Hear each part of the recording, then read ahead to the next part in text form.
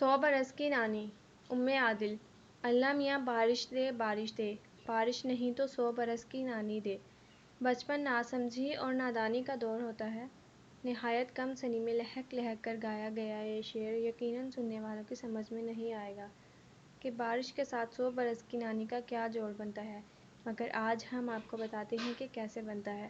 ہمارے بچپن میں معمولی سی پھوار بھی پڑتی یا کالی گھٹائیں چھاتی تو ہم نادان بچے جھوم جھوم کر یہ بے ربط شعر گا گا کر نہ صرف گھر بلکہ پورا محلہ سر پر اٹھا لیتے۔ ایک ایسے ہی حسین موسم میں جب بادل گھٹا بن کر برسنے کو تیار تھے، میں اپنی امی جان کے ساتھ خالہ جان کے گھر سے واپس آ رہی تھی کہ اچانک بارش شروع ہو گئی۔ جیسے ہی ہم بس سے اترے موسلا دھار بارش شروع ہو ہی گئی۔ بارش اتنی زوردار تھی کہ راستہ چلنا مشکل ہو گیا۔ ابھی ہم اپنے گھر سے 2 گلیاں دور تھے کہ ایک گھر کی کھڑکی میں ایک کھڑی خاتون نے ہمیں آواز دے کر کہا، بارش بہت تیز ہے، بارش کے تھمنے تک آپ اندر آ جائیے۔ خاتون نے ہمارا جواب سنے بغیر جھٹ دروازہ کھول دیا۔ امی جان نے بھی یہی مناسب سمجھا اور خاتون خانہ کی دعوت قبول کرتے ہوئے گھر کے اندر چلی گئیں۔ خاتون ہمیں ڈرائنگ روم میں بٹھانا چاہتی تھیں مگر گیلے کپڑوں کی وجہ سے امی جان نے انکار کرتے ہوئے برآمدے میں بچھی چارپائی پر بیٹھنے کو ترجیح دی۔ دروازہ کھولنے والی خاتون نے اپنا نام خالدہ بتاتے ہوئے کہا کہ یہ میری والدہ ہیں، میں ان کی واحد اولاد ہوں۔ یہ میرے ساتھ بلکہ میں ان کے ساتھ رہتی ہوں، یہ انہی کا گھر ہے، میرے 3 بچوں کی نانی ہیں، جس کی وجہ سے علاقے کی نانی کہلاتی ہیں۔ پچھلے برس میں شوہر کا انتقال ہو گیا، میں ایک سرکاری اسکول میں ٹیچر ہوں۔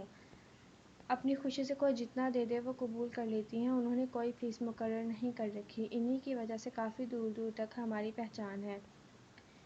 نہیں، ہم دراصل پچھلے ہی مہینے 2 گلیاں آگے کرائے کے گھر میں شفٹ ہوئے ہیں، اس لیے زیادہ لوگوں سے جان پہچان نہیں، مگر آپ سے اور نانی اماں سے مل کر بہت خوشی ہو رہی ہے۔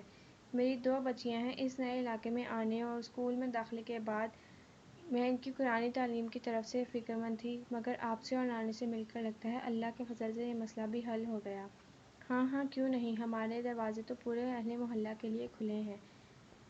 بادل جم کر برسنے کے بعد تھم چکے تھے، امی نے رخصت کی اجازت چاہی۔ دوسرے دن 3 بجے امی جان مجھے اور باجی آمنہ کو لے کر نانی کے گھر آئیں، جہاں پہلے ہی بہت سارے بچوں کو نانی اماں پڑھانے میں مصروف تھیں۔ امی نے کچھ رقم نانی اماں کی مٹھی میں دبائی اور ہمیں نانی اماں کے پاس چھوڑ کر خدا حافظ کہہ کر چلی گئیں۔